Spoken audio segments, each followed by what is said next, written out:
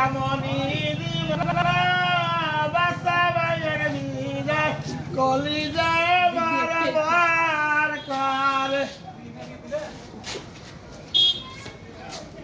হলো সিদ্ধরামন ভাই আমি সুজান মুখ আদাইলে